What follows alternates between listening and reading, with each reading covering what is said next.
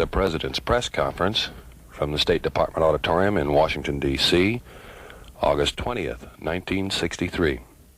The House of Representatives begins this week consideration of legislation vital to the security and well-being of the United States and the free world. The Mutual Defense and Assistance Bill of 1963. I hope the House will give full support to the authorization recommended by the Foreign Affairs Committee. Our foreign aid program is essential to the continued strength of the free world. It gives us increased military security at a cost far lower than if we had to carry the entire burden alone. It gives protection against communist internal takeover to free people who are yet not able to build solidly without outside help. It provides essential assurances to the new nations of the world that they can count on us in their effort to build a free society. Only with this assurance can they continue to maintain against the pressures that are brought upon them. This does not represent an impossible burden for the United States. It's indeed only half as heavy as it was during the Marshall Plan. Then about 2% of our gross national product was allocated to foreign assistance. The program today costs only 0.7%. The bill before the House has already been cut, $850 million, from our original estimate last January. Fortunately, the bill now has bipartisan political support. More than half of the Republicans on the House Foreign Affairs Committee are in favor of the $4.1 billion authorization now before the House. This program is not an abstract set of numbers, but a set of concrete and continued actions in support of our national security.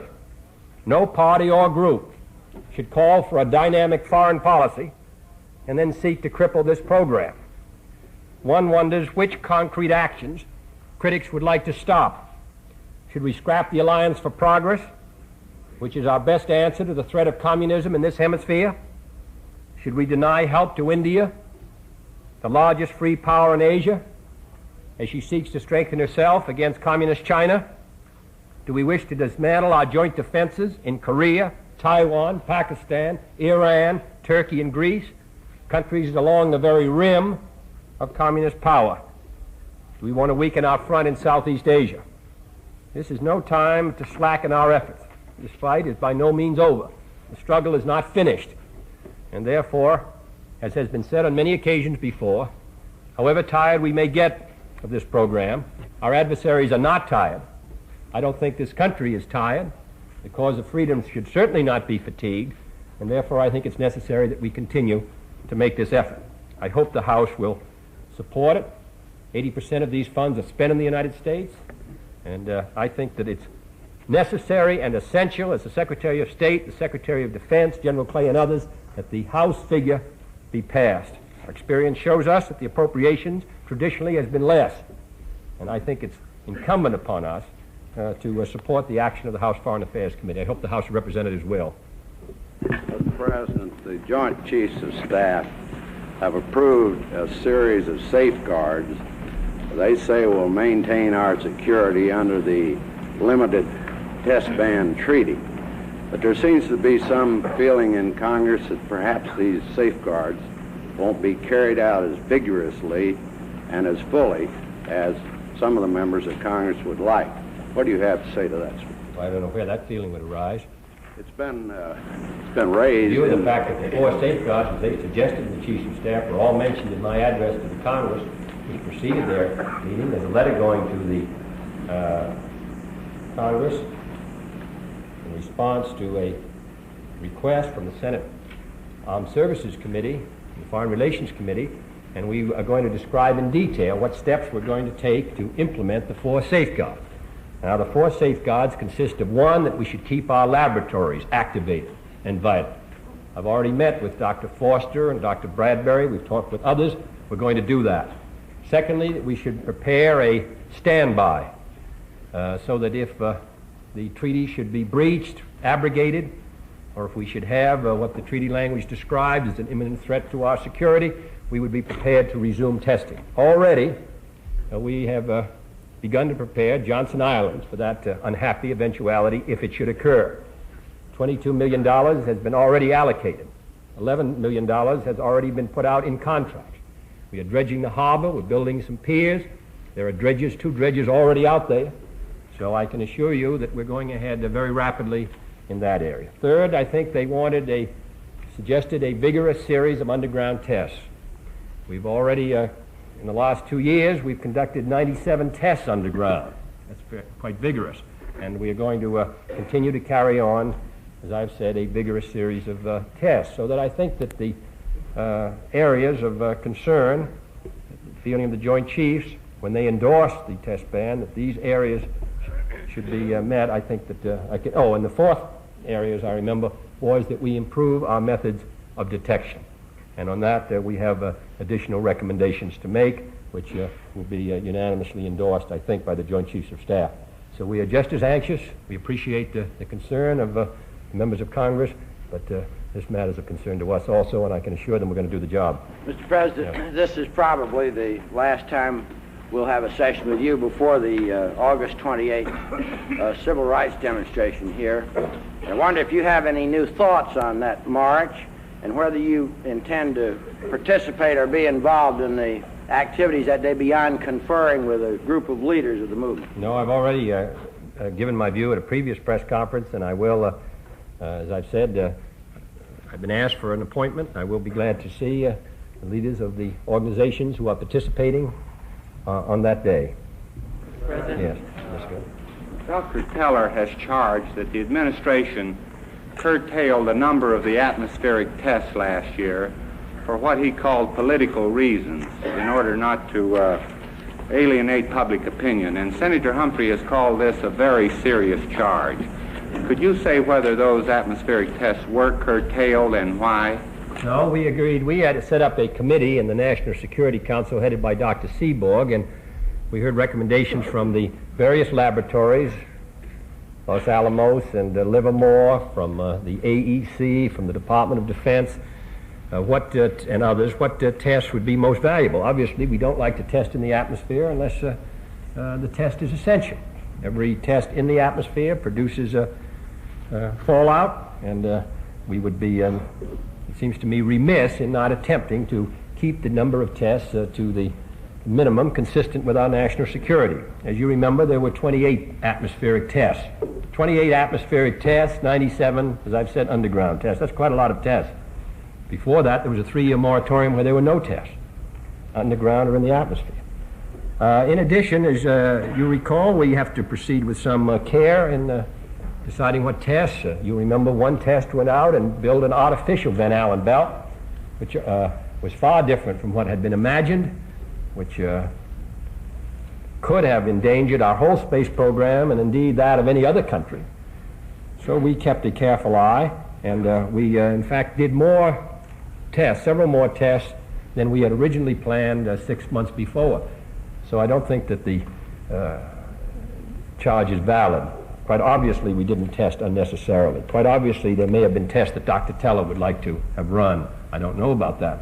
But every test was considered by the National Security Council, was considered by the group of principals, of which Dr. Seaborg was the chairman. We carried out, as I say, several more tests, as I recall, than we had originally planned. We carried out in all 28. There may have been, as I say, several tests that different scientists wanted to run at one point or another. But I think we did the major tests, and I think they were an impressive series. But it'd be very difficult, I think, to satisfy Dr. Teller in this field. Yes. Mr. President, have you narrowed your search for a new Postmaster General? And are you seeking a man with a business background or a political background? The search is narrowing, but we haven't. There are other fields that are still to be considered, including even a postal background. Mr. President. Mr. President, the ranking House Republican expert on atomic energy says that in spite of all administration denials, he's sure that there was a side agreement at Moscow. Is there some way that you can present any proof positive? No, I can't. I can't. There's nothing I can say other than to say that it isn't so. There's nothing the Secretary of State can say other than to say it isn't so. There's nothing Governor Harriman can say than to say it isn't so. There's nothing the Prime Minister of England can say who participated in it. Lord Hailsham and Lord Hume say that it isn't so. Now, we can't prove it.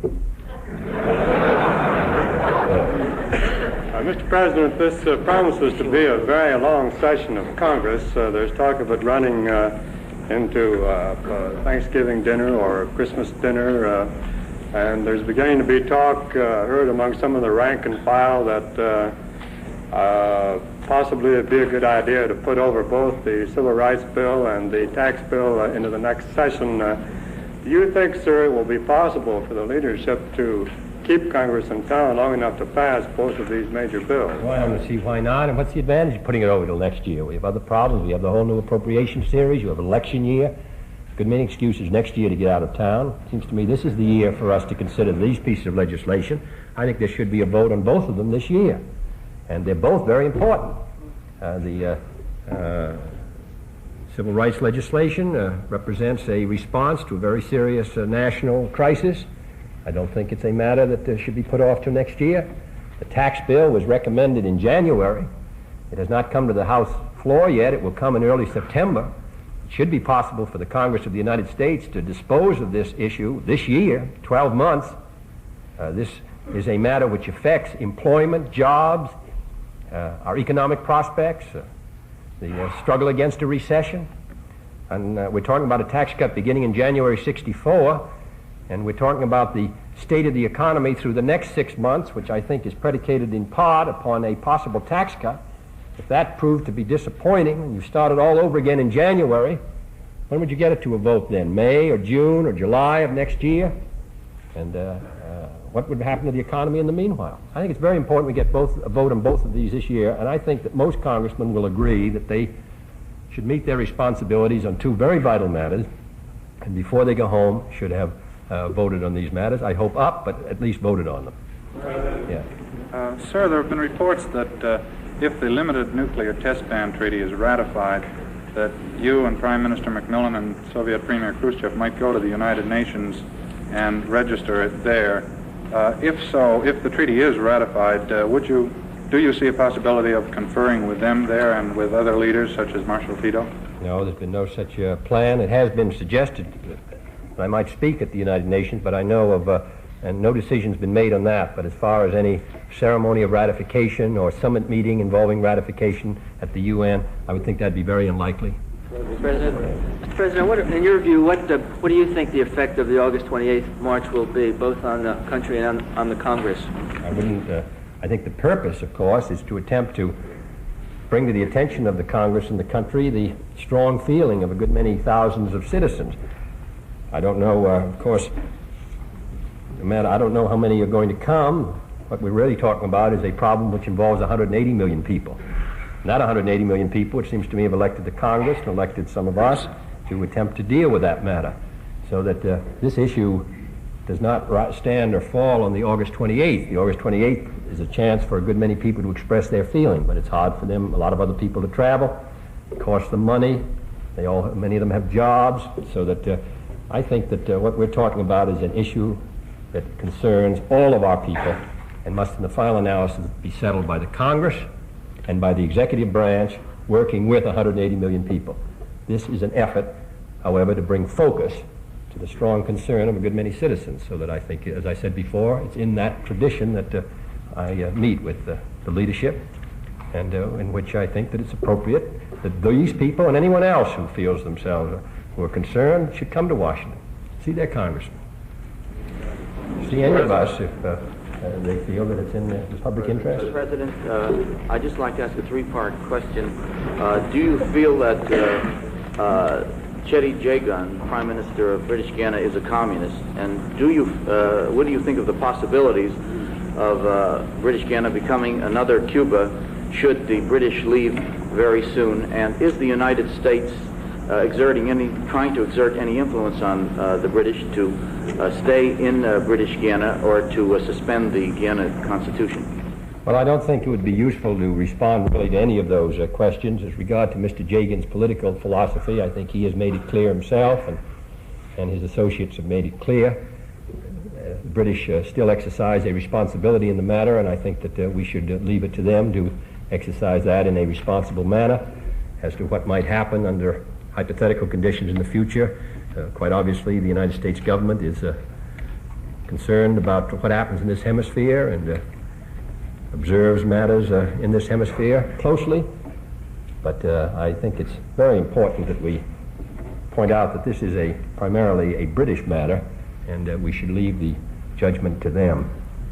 Mr. President, in case that serious negotiations will be started with the Russians around the proposal to place some stationary control posts on both sides of the Iron Curtain, in what area should these control posts be stationed according to the United States point of view, and could it be only in both parts of Germany? No, I think we're a good long way from reaching any conclusions or any position on the question of posts. This is a matter which I think would have to be discussed. I think it's a matter that is being discussed. It has been discussed since it was first put forward 4 or 5 years ago. It is being discussed today in the NATO Council. It is a matter on which I don't think the United States will have a United States view, but I think that there will be a NATO view, and that view I think will be evolving after a good deal of consultation. So that in answer to your question, there is no, I don't think it would be proper to refer to an American view. I think this is a matter which we're going to have to work out in consultation, and then after the Allies have consulted about it and come to conclusions, then I would imagine there may be conversations between the Allies and the Soviet Union. But we're a good long way from that right now. Yes, Mr. Morgan. Yes. Mr. President, some Negro leaders are saying that, like the Jews persecuted by the Nazis, the Negro is entitled to some kind of special dispensation for the pain of second-class citizenship over these many decades and generations. What is your view of that in general? And what is your view in particular on the specific point that they are recommending of job quotas by race? Well, I don't think that is the generally held view, at least as I understand it, of the Negro community, that there is some compensation due for the lost years, particularly in the field of education. What I think they would like is to see their children well educated so that they could hold jobs and have their children accepted, have themselves accepted as equal members of the community. So I don't think we can undo the past. In fact, the past is going to be with us in a good many years in uneducated men and women who lost their chance for a decent education. But we have to do the best we can now. That's what we're trying to do. I don't think quotas are a good idea.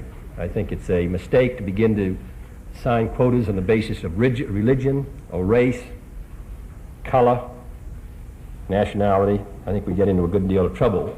Our whole view of ourselves is sort of one society. Now, that hasn't been true, but at least that's where we're trying to go. And I think that we ought to not to begin the quota system. On the other hand, I do think that we ought to make an effort to give a fair chance to everyone who's qualified, not through a quota, but just look over our employment roles, look over our areas where we're hiring people, and at least make sure we're giving everyone a fair chance, but not a hard, fast quotas so much for the... We're too mixed, this society of ours, to begin to divide ourselves on a basis of race or color. Yes. Mr. President, there have been charges that Senator Goldwater could be becoming a captive of the radical right. Do you see any indications that the influence of the radical right is growing to proportions where it might be a major factor in the '64 campaign, and could, in effect, get enough strength to make any candidate a captive? Well, I don't know. I don't know who's captured who.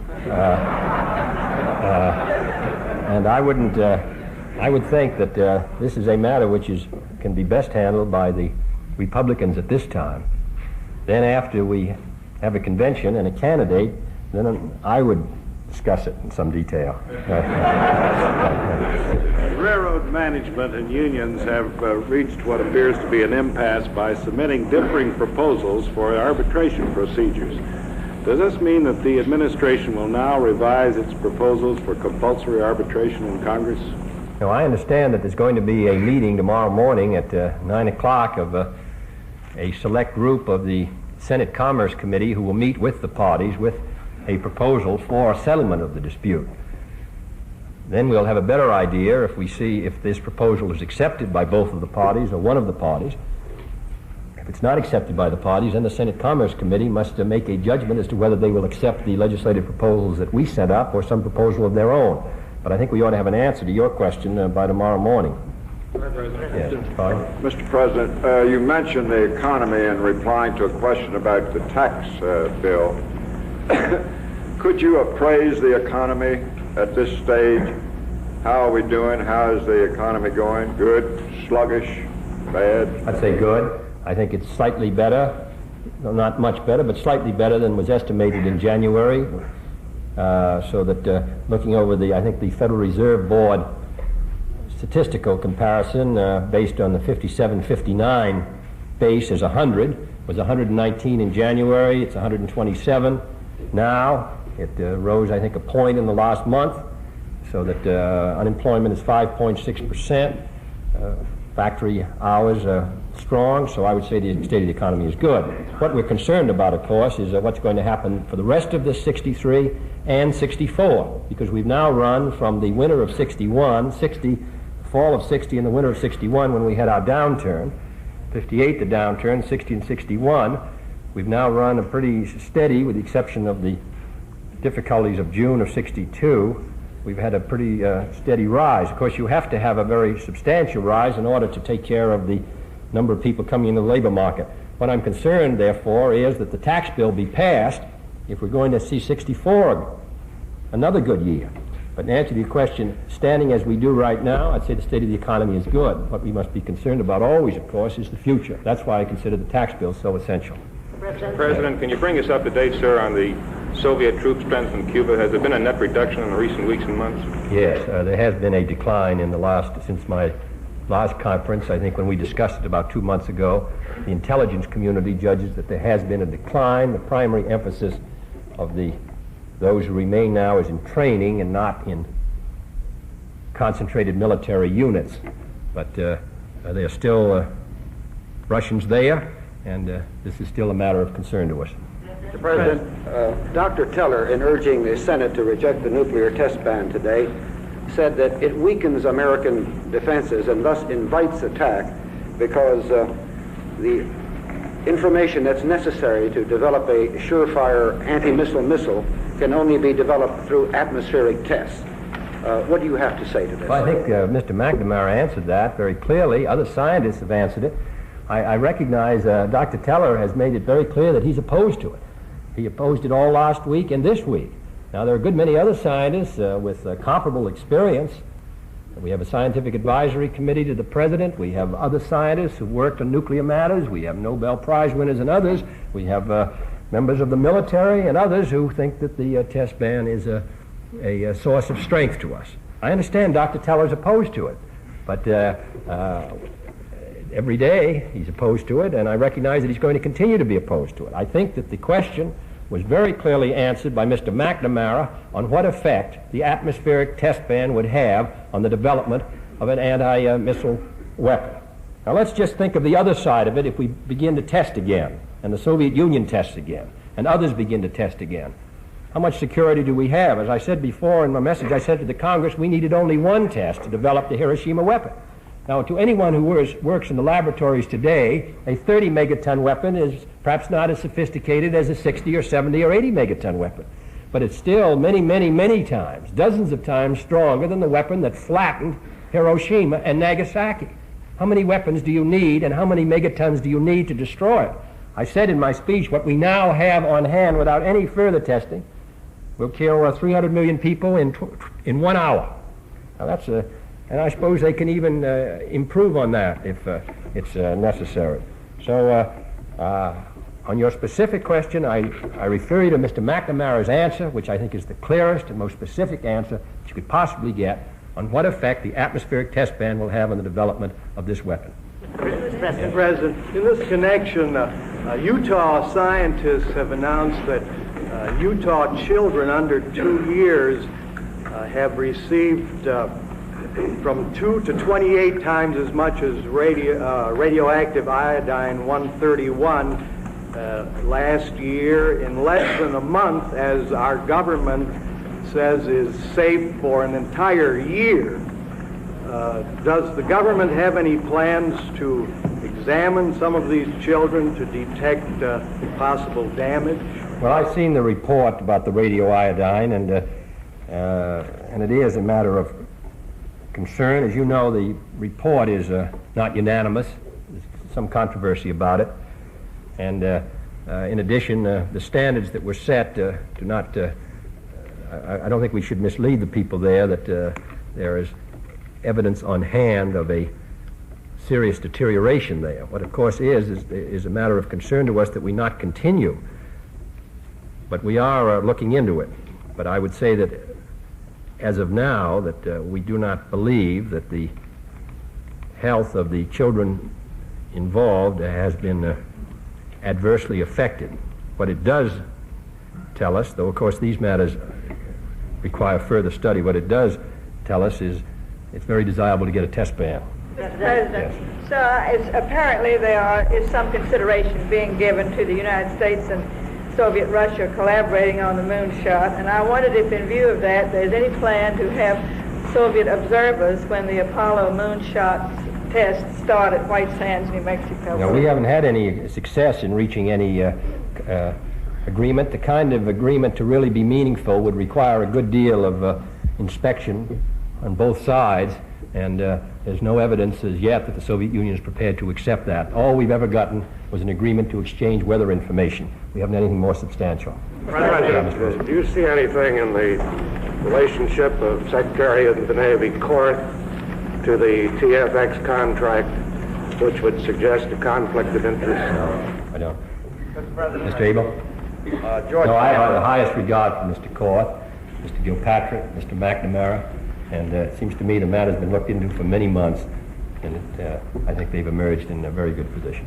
Ambassador George Kennan the other day said he thought the most promising area for further exploration in East-West negotiations was President de Gaulle's idea about controlling means of delivery rather than nuclear warheads. Does this government have a position on that possible approach? No, as I said, I think we'd be interested to hear what General de Gaulle might propose. How are you going to control the systems? We can, without inspection, we can detect atmospheric tests.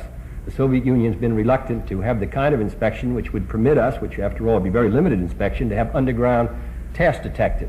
Now, is there any evidence that they would accept the kind of very detailed inspection that control of delivery systems would entail when there's no, it gives out no signal as a nuclear explosion does?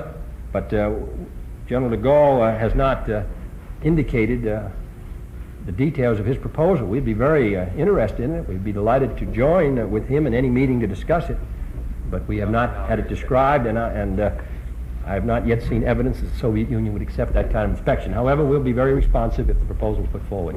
Mr. President, going back to your earlier answer on Cuba, can you say what our estimate is of how many troops have been withdrawn? No, I think that it's difficult, as we can't call the roll, it's difficult for us to say precisely. But based on the information we have about outward movements and inward movements, it is the judgment of the intelligence community that there has been a reduction in the last 2.5 months. President, yes. In view of the figures released yesterday by the Commerce Department on the balance of international payments, does the administration have any further measures it's going to recommend? It looks as though the deficit could be the largest since the war. No, I don't think it will be.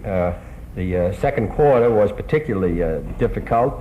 Since then, the indications are better. In addition, as you know, we've taken 2 important steps, well, really 3. One is the tax, equalization tax. 2 is the interest rates.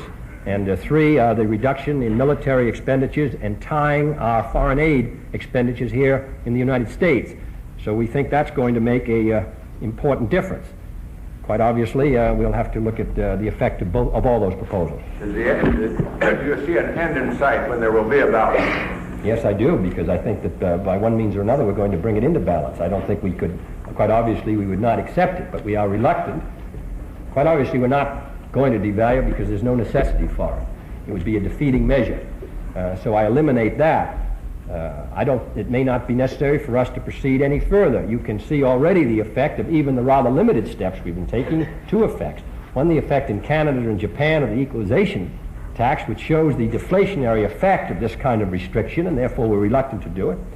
Secondly, there was an article in the paper in the Times on Sunday about the effect on the euro dollar of our interest rate rise, so that everything we do shakes the West, the monetary system, so that we proceed with care. But we're still in good shape. A good deal of this outflow represents assets abroad. The United States, while a good deal of money has gone out, has also picked up a good many assets in Western Europe and all around the globe, which, while it means that our position may not be as liquid as it might, it does mean that we're in a strong position in regard to our ultimate balance sheet. Well, let's call for any action at the next meeting of the IMF. Not that we have a plan, but I think let's see what effect the interest rate increase has in the short-term flow. This tax can be important, and the cut down on our defense and our foreign can be important, and there are other steps we may be able to take. We feel that with the rising cost in Europe that we're going to begin to come into balance, and we're going to bring it into balance. The question is, we would like to bring it into balance in a way that does not shake, as I've said, we don't want to have a 1928 situation where you take an action to protect your problem here and you cause far greater problems. I think this situation can be brought under control, and what we're now doing, I think, is an important step in that direction. Thank you, Mr. President. Thank you, Mr. President.